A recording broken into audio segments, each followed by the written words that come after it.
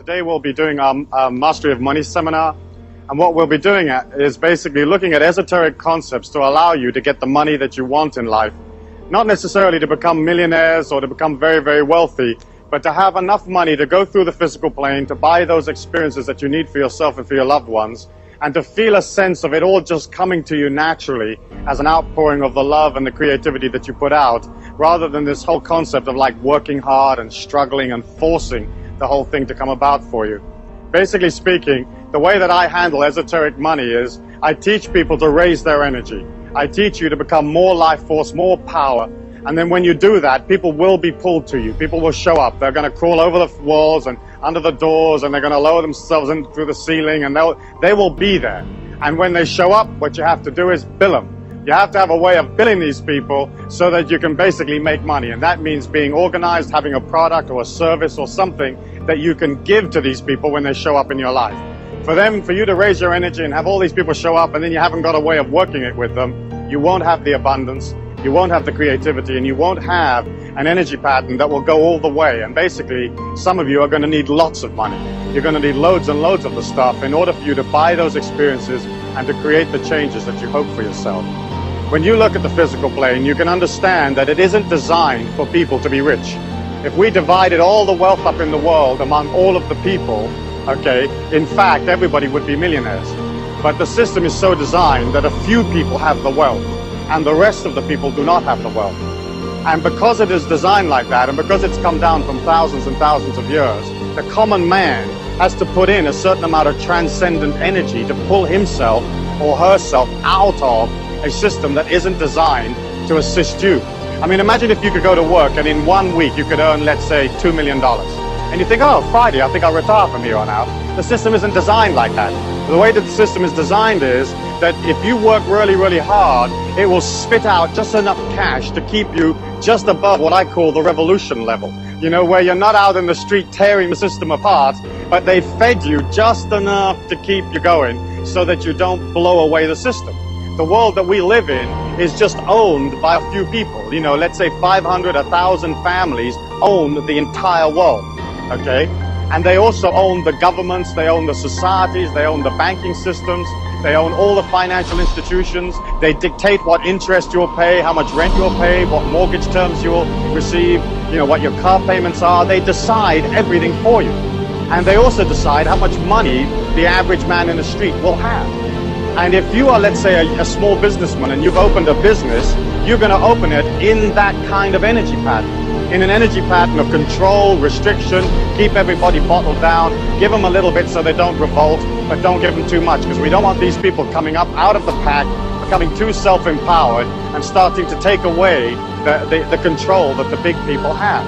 And so as you look at that, if you open a business and you're this small businessman and you've got a creative idea, you can only earn money from the energy of those people around you. And if all of those people are like close to starvation or just making it through or just squeaking through, how much disposable income have they got to buy your product? And so we're all affected, whether we're independent business people or whether we work for one of the big institutions or we work for the system, we're all basically affected by the fact that the whole thing is not designed for the common man. And you've heard me say that many, many times in this seminar and in other seminars, that the world is not designed for the people. It's designed to keep the institutions up. It's designed to keep the philosophies up. It's designed to support the governments. And you, as the ordinary working people, are always sent the bill. You get to pay for everything. If there's a mistake, you get to pay for it. You know, if there's some kind of disaster, you pay for it. And as you look at that, you can understand that the only way that you can pull out of those feelings and out of this conditioning that basically is absolutely designed to hold you down is by you having a force of will that is stronger than the force of will that is trying to control you. And you have to create inside of you an energy pattern a bit like, well, imagine if you were like swimming along in a swimming pool. And you're down at the bottom of the swimming pool and you're holding your breath and like Swamp Thing like grabs you by the ankle, you know? How much would you want to swim to the surface? You know, how much effort would you put into getting up and getting out of that and getting a breath of air? And for some of us, that's how much effort we have to put into becoming financially independent, mastering money. Because our societies do not teach us power. They teach us that we are weak, that we have guilt, that we're useless, that we're supposed to support everything else, we're supposed to send money to everything else, that none of this is really for us, and that if we do too well, somehow that pulls us away from being godly or righteous or good. And of course, that's a bunch of hooey, because the life force or the God force is absolutely abundant. It'll give you anything that you believe in and more. You only have to look at nature. You can look at a cherry tree or an apricot tree, and it has more apricots on there than you can ever eat. It has more cherries on it than you can eat. You know, and when you look at it, it has that splendid abundance naturally. You know, if a man designed an apricot tree, it would have like 2 itty-bitty apricots at the top of the tree, and they'd be out of reach, and they'd be a little stale, and you'd have to have permission to go climb it, and a certificate for when you got it, and then a third of the apricot would then belong to somebody else, and eventually you'd wind up with just the pit and a little bit of apricot, you know? And that's how the system is designed.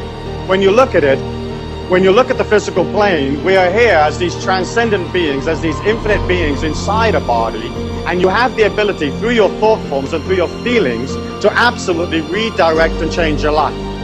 I believe that you're not your body, that you're not your mind, that you're not your sexuality, that you're an infinite being inside a body, and that you took on the limitations of the physical plane in order for you to be able to transcend them. The physical plane, the humans that are on this physical plane, are basically like in a circle. And the circle is created by the electromagnetic waves of the brain that set up this field or this force field that we all live in. And that force field cuts us off from the abundance of the life force. It cuts us off from the God force. It cuts us off from other dimensions of existence and makes us, or gives us the illusion that what we see is real. But in fact, the physical plane that you see is no more solid than your thought forms. There's no more solid than the feelings that you have within you.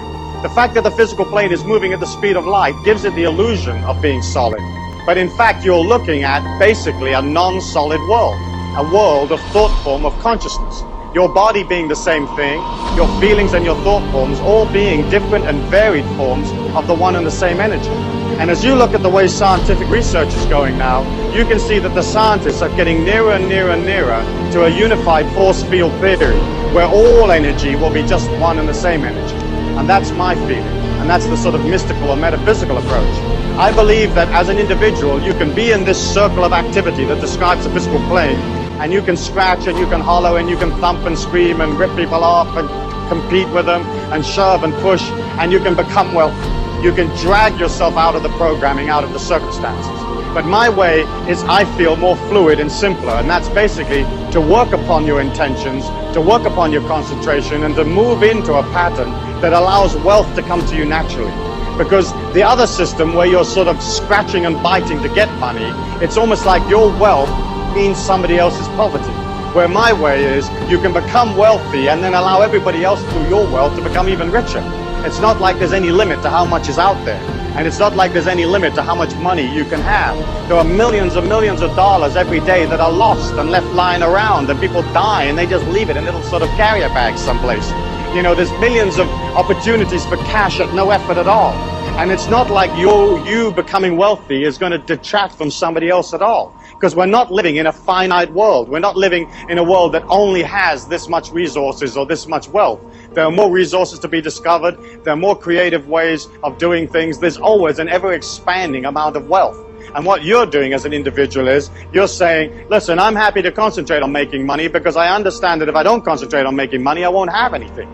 You know, if you concentrate on the phantom rapist comes out the woodwork and bites you on the bum. If you concentrate on money, you get money. But of course, the societies and the way we teach our children disengages them from money. It disengages them from having wealth, because we teach our kids, hey, it's not okay to be wealthy. You know, the meek will inherit the earth. The God force doesn't want you to be wealthy. It just wants you to be this little thing and being terribly poor and being terribly thankful for the little itty-bitty that you got, you know. But of course, that's not true. That's just a load of hogwash that was handed down over thousands of years. You know, the life force could give a damn how much money you have or don't have. It is not emotionally involved in whether you're okay or not okay. If you're doing splendidly, then your splendidness will help others, because you'll be doing economic things, creative ideas, you'll be spending your money, hiring people. You know, you're helping the world by becoming powerful. And yet we look at a physical plane where everything is designed to not allow us to become powerful. As you come into the physical plane, as soon as you're born, or some people would say even before you're born, that mind of yours is beginning to record every feeling, every event, everything that's ever been said to you, and you suck all of that up. You know, you can put a person in a hypnotic trance, and you can take them back to when they were 11 years old, to their birthday party or something like that, and you can have them tell you how many people were there, what their names were, how many cans of Coke they drank, how many packets of Jell-O was eaten, who did what. Everything is in your life. Everything is all there. How many steps you took from the parking lot to your seat right now. You have a memory of all of that. And you imagine this small babe, and it's lying there and it's sucking in all this information.